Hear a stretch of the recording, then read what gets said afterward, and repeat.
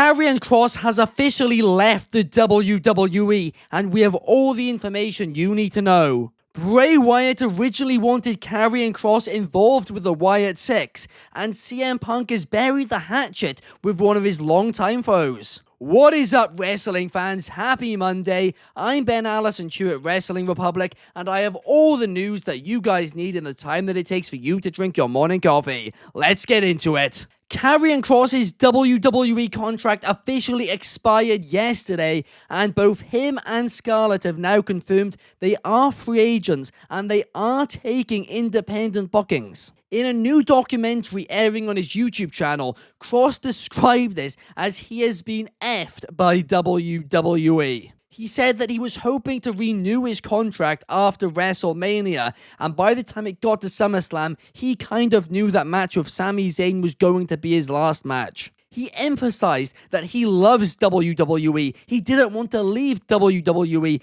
and if it was up to him, he would retire in the company. He made it clear that the interview he did with Sam Roberts about all his frustrations with the company was indeed a work, but at the end of the day, some people in the company, despite the fact that he kept exaggerating it was a work, didn't take it as one. And this kind of does just perfectly summarize why I'm so confused by the fact WWE let this contract expiration happen.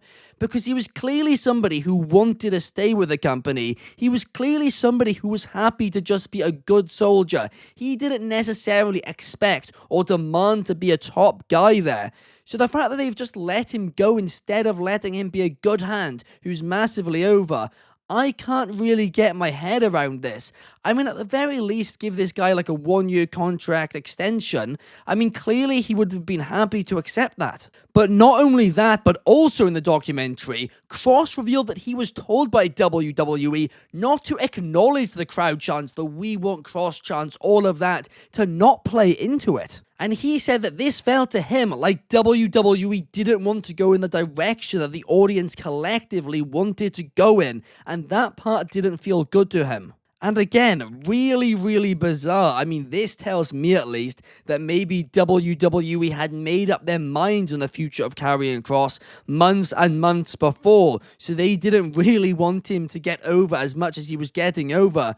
But he was getting that over. His t-shirts were selling massively. Again, I can't really get my head around this. And I always say one of the best parts about professional wrestling, a part which makes it different to every other form of entertainment, is the crowd. Is the crowd's involvement in storylines. You have to listen to them at times. It is so important to. And like I've said in the past, sometimes if you really have a plan and you feel like the audience maybe just isn't getting it yet, sometimes you just got to ignore it and continue to push through if you strongly believe in that. But in this case, I just don't get it. But one person who surprisingly did push for Karrion Kross was none other than Logan Paul. That's right, Karrion Kross revealed in his new documentary that Logan Paul pushed for him to be involved in his match against AJ Styles at WrestleMania. And I mean, that is crazy when people backstage don't want to push him, but you're getting somebody who's kind of an outsider, like Logan Paul coming in and saying, hey, we need to push this guy.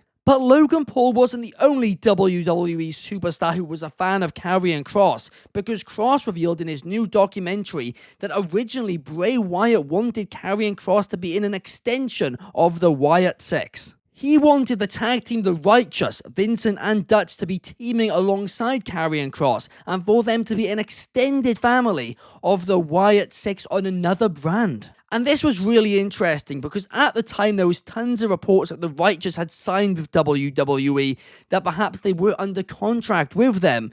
But then suddenly all of that kind of just went away. And then I remember they showed up on Ring of Honor's Supercard of Honor and they signed with All Elite Wrestling. I mean, that would have been absolutely crazy. Honestly, I really wish that we had something like a Bray Wyatt run promotion where we kind of would be able to see an alternative product to WWE and AEW, perhaps more of a cinematic promotion similar to Lucha Underground, but in Bray Wyatt's vision, because that would be something so different, so unique, and with a mastermind like Bray Wyatt behind it, as long as there's financial backing, That could have been a masterpiece. Also, guys, I'm aware that my background keeps stunning again. It keeps going from like blurry to non-blurry. I have no clue what it's doing today. But unfortunately, Karrion Kross wasn't the only talent who left WWE this weekend, because Ashante the Adonis has also announced that he has left the company after his contract expired. I mean, honestly, this one isn't too much of a surprise. He's been in NXT as of late, but he's not been doing too much. But his gimmick kind of is getting a bit over. Of course, he also appeared at TNA's Genesis pay-per-view, and honestly, I think that could be what the future holds for him, because obviously he's not leaving the company on bad terms, so I wouldn't be surprised if TNA brings him in. I think he would be a fantastic fit for the promotion, and he does have a lot of potential. And of course, his old Hit Row teammate Top Dollar is of course in TNA as well. Potentially he could join First Class. CM Punk and Eric Bischoff have finally buried the hatchet. On the latest edition of the 83 Weeks podcast, Eric Bischoff revealed that on the Hulk Hogan tribute episode of Monday Night Raw, the two actually met for the first time ever, and they put the beef behind them.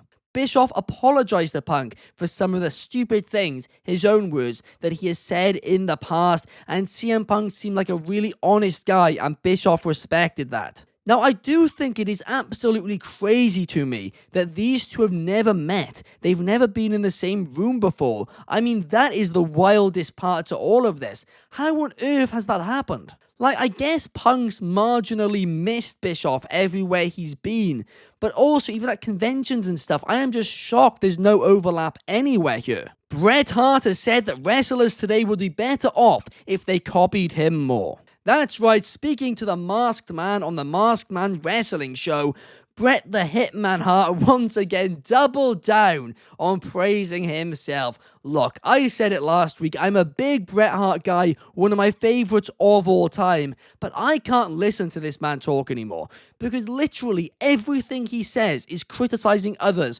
while putting over himself. It is insane to me. But this time he was talking about wrestlers using his moves, and he says it doesn't offend him at all. He actually takes it as a compliment.